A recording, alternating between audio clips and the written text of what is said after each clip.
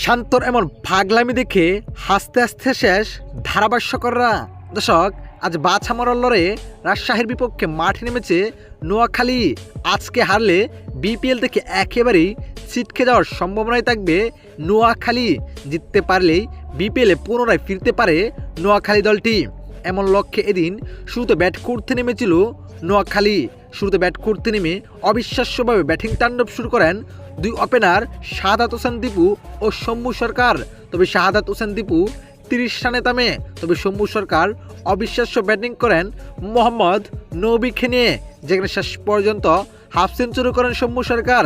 সেদিকে আর করতে পারেন নাই তিনি, তাই তো 59 রানে থামেন শম্ভু সরকারের ইনিংস। তবে এক প্রান্ত আগলে রেখে অবিশ্বাস্য ব্যাটিং তাণ্ডব শুরু করেন মোহাম্মদ নবী।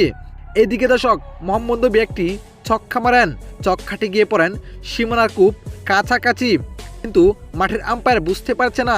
তখনই নাজমুল হোসেন শান্ত মাঠের বাইরে গিয়ে পিছনে ফিরে 2 হাত উঠিয়ে বলে দেয় এটি ছক্কা হয়েছে।